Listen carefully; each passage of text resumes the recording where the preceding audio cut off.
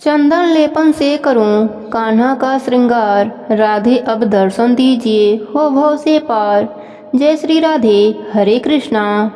आज मैं आपको महापुण्य फल देने वाली गीता के पहले अध्याय की कथा सुनाने जा रही हूँ। प्रेम से बोलिए कृष्ण भगवान की जय हो। भगवान श्री कृष्ण के समझाने पर भी जब दुर्योधन पांडवों को 1 इंच भी भूमि देने को तैयार न हुआ तब महाभारत का युद्ध अवश्य ही हो गया। कौरवों और पांडवों की सेनाएं युद्ध के लिए कुरुक्षेत्र के मैदान में आमने सामने आ डटीं।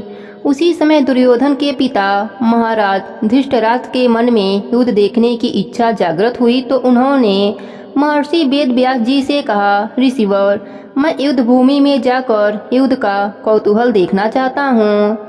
इस पर महर्षि वेद व्यास जी ने महाराज धृतराष्ट्र को नम्रता पूर्वक समझाते हुए कहा, हे राजन, आप नेत्रहीन होने के कारण युद्ध देखने में असमर्थ हैं, अतः वहां जाकर आप किसी भी प्रकार का लाभ नहीं उठा पाएंगे। मुनिवर, यह सत्य है कि मैं जन्मजात नेत्रहीन हूँ, लेकिन मुझ में श्रवण शक्ति तो है। भले ही मैं युद्ध नहीं देख पाऊंगा, लेकिन सुन तो सकूंगा। धृतराष्ट्र ने कहा। तब महर्षि वेद व्यास जी बोले, हे राजन, युद्ध भूमि में आपको जाने की कोई आवश्यकता नहीं है। आप चाहें तो यही महल में बैठकर युद्ध का संपूर्ण वृत्तांत जान सकते हैं, सुन सकते हैं। आपका सारथी और शिष्य संजय यहाँ बैठे बैठे ही आपको युद्ध का विवरण विस्तार रूप से सुना सकेगा।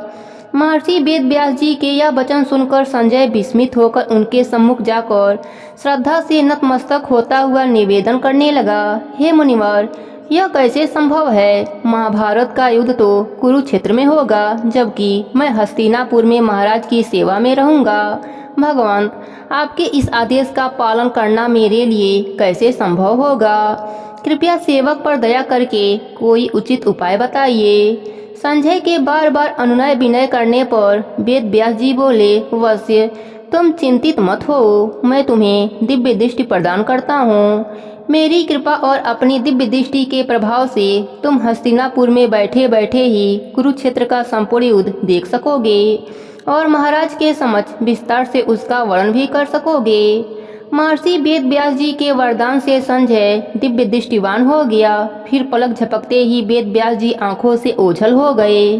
कुरुक्षेत्र के मैदान में 7 अक्षौरिक सेना पांडवों की और 11 अक्षौरिक सेना कौरवों की आमने सामने आ डटी। महाराज धृतराष्ट्र ने संजय से पूछा, हे संजय, कुरुक्षेत्र की युद्ध भूमि में कौरवों और पांडवों की क्या स्थिति है? मुझे विस्तार से बताओ। संजय ने महर्षि वेद व्यास जी के द्वारा वरदान में मिली दिव्य दृष्टि से कुरुक्षेत्र की ओर चेहरा घुमाकर कहा, राजन, आपके पुत्र दुर्योधन पांडवों की 7 अक्षौरिक सेना पर दृष्टि डालते हुए गुरु द्रोणाचार्य के पास गए हैं और उन्हें संबोधित करते हुए कह रहे हैं कि हे गुरुदेव, आप पांडवों की विशाल सेना पर दृष्टि डालिए और यह देखिए कि इस विशाल सेना की व्यूह रचना आपके ही बुद्धिमान शिष्य द्रुपद पुत्र धृष्टद्युम्न ने की है।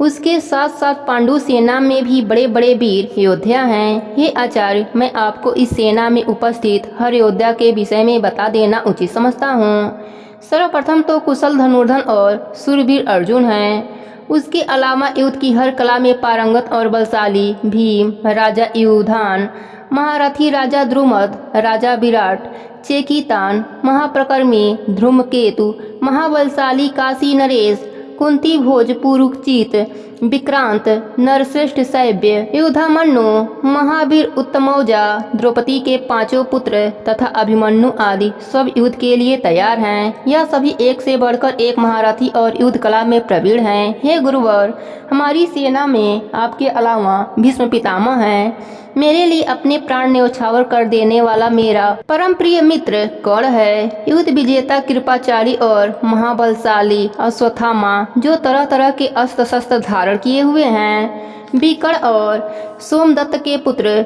भूरिश्रवा के साथ साथ और भी महाबली योद्धा हैं, जो मेरे लिए अपने प्राण न्यौछावर करने को तैयार हैं। संख्या में हमारी सेना 4 अक्षौरिक अधिक हैं। हमारी सेना के रक्षक व सेना नायक भीष्म पितामह हैं और पांडवों की सेना का नायक भीम है। इसलिए आप सब अपने अपने मोर्चे पर डटे रहें और भीष्म पितामह की रक्षा करें। दुर्योधन का यह संबोधन सुनकर सेनापति भीष्म पितामह ने दुर्योधन के उत्साह में वृद्धि करने के लिए सिंह की गर्जना के समान शंखनाद किया, जिससे कौरवों की सेना में काफी जोश का संचार हुआ है। उसके पश्चात अन्य वाद्य यंत्र, मृदंग, ढोल, रणसिंगा आदि बजने लगे हैं, जिससे वातावरण में भय उत्पन्न होने लगा है। संजय बोला, हे राजन, अब मैं पांडु सेना का वर्णन करता हूँ। भीष्म पितामह के शंखनाद के जवाब में भगवान श्री कृष्ण और अर्जुन ने भी अपने अपने शंखों से शंखनाद किया। इसी प्रकार भीम ने पौंड, युधिष्ठिर ने अंतर्विजय तथा नकुल और सहदेव ने घोष व मणिपुष्पक नामक शंखों से शंखनाद किया। जिस रथ पर भगवान श्री कृष्ण विराजमान हैं वह रत्न जड़ित एवं स्वर्ण निर्मित है। जब उस रथ के पहिए घूमते हैं तो उसके चलने से मेघों की गर्जन के समान ध्वनि उत्पन्न होती है। रथ के घोड़े रुई के समान सफेद हैं, घोड़ों के मुख अति सुंदर हैं। ऐसे सुंदर घोड़ों के रथ पर सारथी के रूप में भगवान श्री कृष्ण विराजमान हैं तथा अयोध्या के स्थान पर श्री कृष्ण भक्त अर्जुन हैं। हे राजन, जब पांडवों की ओर से शंखनाद हुआ तो दुर्योधन, भीष्म तथा अन्य योद्धाओं का हृदय छलनी हो गया। तब अर्जुन ने कौरवों की सेना को देखकर सिर ऊपर उठाया और भगवान श्री कृष्ण से कहा कि हे देवकी नंदन, आप मेरा रथ दोनों सेनाओं के मध्य में ले जाकर खड़ा कर दीजिए। मैं यह देखना चाहता हूँ कि अपने प्राणों का मोह छोड़कर हमसे कौन कौन युद्ध करने के लिए आया है। अपने बुद्धिहीन भ्राता दुर्योधन का हित चाहने वाले जो महाबली इस युद्ध भूमि में आए हैं, एक बार मैं उन्हें देखना चाहता हूँ। कुछ पल खामोश रहने के बाद संजय ने कहा, हे हस्तिनापुर के नरेश, अर्जुन के ऐसे वचन सुनकर भगवान श्री कृष्ण ने रथ दोनों सेनाओं के बीच में ले जाकर खड़ा कर दिया और अर्जुन से कहा कि हे पार्थ, यहाँ पर एकत्रित कौरवों और उनके बलशाली योद्धाओं को भली भांति देख। अर्जुन ने कौरवों की सेना में बहुत से योद्धा देखा। उसमें से भीष्म पितामह, गुरु द्रोणाचार्य, कृपाचारी, ससुर, पुत्र, पौत्र और अपने अनन्य मित्रों को उस सेना में देखकर उसका दिल करुणा से भर गया। वह दुखी मन से भगवान श्री कृष्ण से बोला, हे पृथ्वीनाथ, युद्ध के लिए आए अपने सगे संबंधियों को देखकर मेरा दिल शोक में डूबा जा रहा है। मेरे अंग शिथिल पड़ते जा रहे हैं, जीवा सूख रही है, मेरे शरीर का रोम रोम कांप रहा है, मेरे शरीर में ज्वाला सी धधक रही है, मेरा धनुष बाण मेरे हाथ से छूट रहा है और मेरी टांगें मेरे जिस्म का बोझ उठाने में सक्षम नहीं रह पा रही है। हे केशव, एक भी सगुन मुझे ठीक नहीं लग रहा है, सब अपसगुन लग रहे हैं। इस युद्ध भूमि में मेरे सब अपने हैं, मेरे भाई हैं। भाई बंधुओं का वध करके मैं कैसे अपने कल्याण की आशा रखूं? हे पृथ्वी वल्लभ, मैं अपने आत्मजनों का वध करके विजय नहीं चाहता। मुझे न राज्य चाहिए न ही सुख। ऐसे राज्य सुख भोग का क्या लाभ, जहाँ गुरु, चाचा, ताऊ, दादा, ससुर, मामा, पुत्र, पौत्र एवं अन्य सगे संबंधी युद्ध भूमि में योद्धा बनकर खड़े हों। वहाँ मेरा धनुष कैसे उठेगा? हे मधुसूदन, मुझे इन सब पर दया आ रही है। यदि मुझे त्रिलोक का भी राज्य मिले तब भी मुझसे इनका वध करने का साहस नहीं होगा। हे देवकी नंदन, धृतराष्ट्र के पुत्रों का वध करने से हमारा कल्याण नहीं होगा, बल्कि इन दुष्टों को मारकर तो हम भी पापी कहलाएंगे। मैं मानता हूँ कि यह महापापी हैं, घोर अपराध किया है इन्होंने, लेकिन फिर भी यह वध के योग्य नहीं है। हे भक्तवत्सल्य, स्वजनों का वध करके हम कैसे सुख की प्राप्ति कर सकते हैं? यह मुक्ति का मार्ग नहीं है।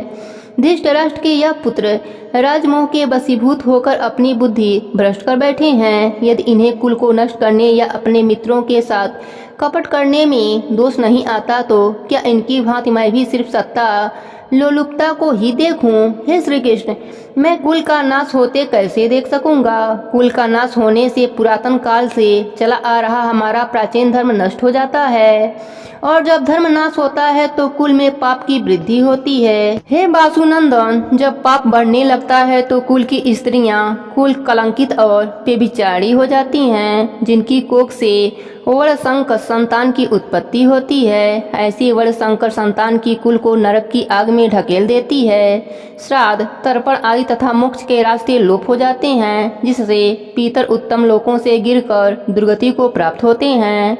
इसलिए हे श्री कृष्ण, जिसके द्वारा कुल का नाश हुआ हो, जो कुल नाशक का कारण बना, उसके सिर पर पूरे कुल के पाप आ जाते हैं। वह कुल नाशक सदैव नरक ही भोगता है। यह न्याय शास्त्र का सार है। अर्जुन पश्चाताप की धधकती ज्वाला में जलने लगा और दुखी मन से कहने लगा, देखो भाइयों, राज और सुख के प्रलोभन में मैं अपने ही कुल का नाश करने जा रहा था। नहीं, अब मैं शस्त्र नहीं उठाऊंगा। शस्त्र विहीन होकर धृतराष्ट्र के पुत्रों के सामने जाऊंगा। उनके हाथों में शस्त्र होंगे और मैं निरहथा उनके सम्मुख खड़ा रहूंगा। यदि शस्त्रहीन देखकर वे मुझे मार भी देंगे तो इसमें मेरा ही कल्याण होगा। अर्जुन के द्वारा शस्त्र रखने पर संजय ने फिर कहा, हे राजन, अर्जुन ने शोक विह्वल होकर अपने शस्त्र त्याग दिए हैं और लगभग अचेत अवस्था में बैठ गया है। यहीं पर पहले अध्याय की कथा समाप्त होती है। प्रेम से बोलिए कृष्ण भगवान की जय हो। अब सुनते हैं पहले अध्याय के महात्म्य की कथा। एक दिन कैलाश पर्वत पर भगवान शिव जी से माता पार्वती ने पूछा, हे देवाधिदेव, आपके अंदर ऐसा कौन सा ज्ञान स्रोत छिपा हुआ है, ऐसी कैसी शक्ति है जिसके बल पर गंगा आपके सिर पर विराजमान है। आप अपने शरीर पर विभूति रमाई हैं, मृगछाला धारण किए हुए हैं और गले में सर्पों एवं मुंडों को धारण किए हुए हैं। मुझे आप किसी भी हाल में पवित्र दिखाई नहीं देते, अतः आप मुझे उस ज्ञान से अवगत कराइए जिससे आप अंदर से पवित्र एवं पूजनीय हैं। पार्वती जी की बात सुनकर भगवान शंकर मुस्कुराए और बोले, हे देवी, यदि तुम मेरे अंदर के ज्ञान की बात जानना चाहती हो तो सुनो। जिस ज्ञान के बल पर मैं पवित्र न हूँ और जिसके बल से मुझे बाहरी कर्म भी कष्ट नहीं पहुँचाते, उसका रहस्य गीता का ज्ञान है। मैं उस ज्ञान का हृदय से ध्यान करता हूँ। पार्वती ने विस्मित होकर पूछा, हे नाथ, आप जिस ज्ञान को इतना उत्तम बता रहे हैं उसे मैं विस्तार से जानना चाहती हूँ। इस पर भगवान शिव जी ने कहा, हे उमा, इस ज्ञान के द्वारा बहुत से जीव कृतार्थ हुए हैं और भविष्य में भी होते रहेंगे। मैं तुम्हें एक कथा सुनाता हूँ, तुम ध्यान पूर्वक सुनो।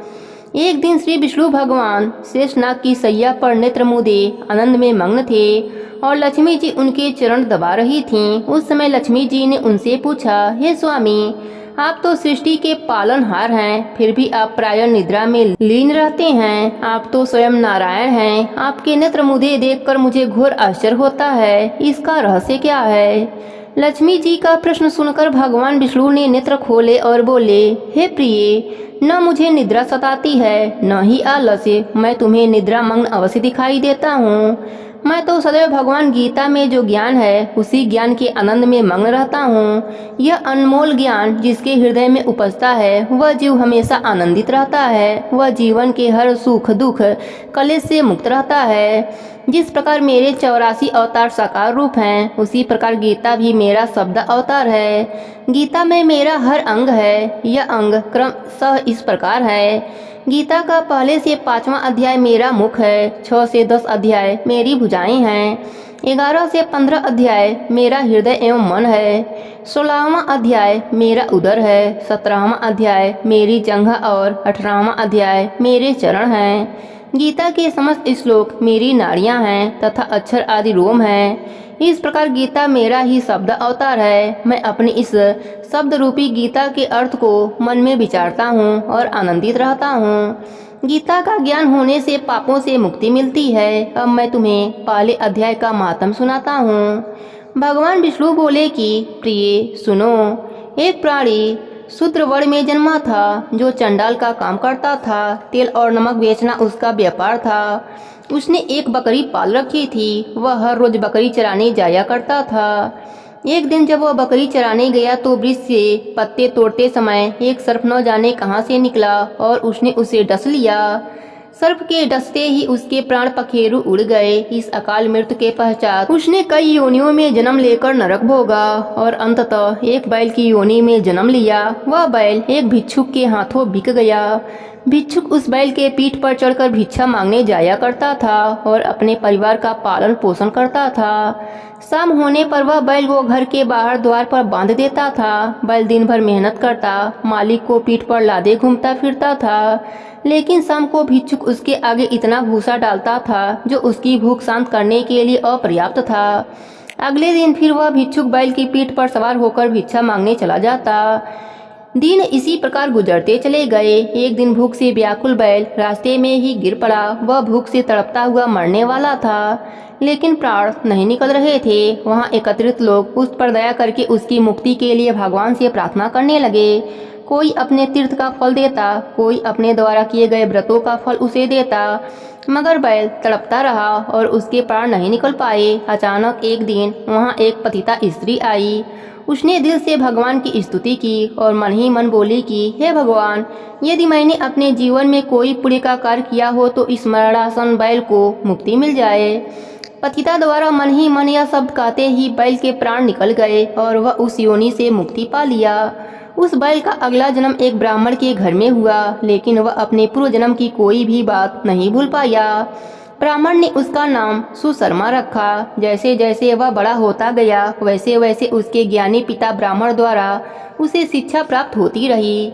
जब वह युवा हुआ तो उसे पूर्व जन्म की याद आई। उसे याद आया कि एक पतिता स्त्री के किसी अच्छे कर्म के कारण ही उसके कंठ में अटके प्राण निकले थे और उसने बैल योनि से मुक्ति पाई थी। यह सोचता हुआ सुशर्मा उस पतिता स्त्री के द्वार पर जा पहुंचा।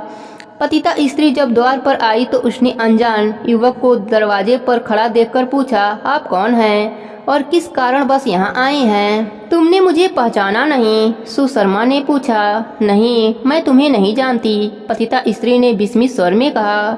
मैं सुशर्मा हूँ, उसने कहा, और मैं एक वैश्या हूँ। पतिता स्त्री ने बगैर भी झिझक के कहा, याद करो, तुमने एक बैल को उसके कंठ में अटके प्राणों से मुक्ति दिलाई थी। हाँ, मुझे याद है, लेकिन पतिता स्त्री उसे आश्चर्य से देखती रह गई। मैं वही बैल हूँ और अब एक ब्राह्मण के घर में जन्मा हूँ। हे देवी, जब मैं वृषभ योनि में मृत्यु के साथ संघर्ष कर रहा था, तब वह तुम्हारा कौन सा पुण्य अथवा दान था जिससे मुझे मुक्ति मिली थी? सुशर्मा ने पूछा। मैंने अपने जीवन में कोई पुण्य या दान किया हो यह मुझे स्मरण नहीं है, लेकिन मेरे घर में एक तोता है। वह प्रातः काल जो कुछ बोलता है मैं उसे बड़े ध्यान से सुनती हूँ और तोते के उन्हीं स्वरों का फल मैंने तुम्हें दिया था। तोते की प्रातः काल की वाणी का रहस्य जानने के लिए सुशर्मा और पतिता स्त्री दोनों तोते के पास आए। सुशर्मा ने तोते से पूछा, हे सुख, तुम प्रातः काल क्या बोलते हो? तोता भी पिछले जन्म में ब्राह्मण पुत्र था और उसे भी विगत जन्म की हर बात याद थी। उसने पिछले जन्म में पिता द्वारा कंठस्थ कराए गए गीता के प्रथम अध्याय के विषय में बताते हुए कहा, मैं अपने आप को गीता के ज्ञान का प्रकांड पंडित समझने लगा और इसी गर्व में बड़े बड़े विद्वानों का अपमान कर देता था।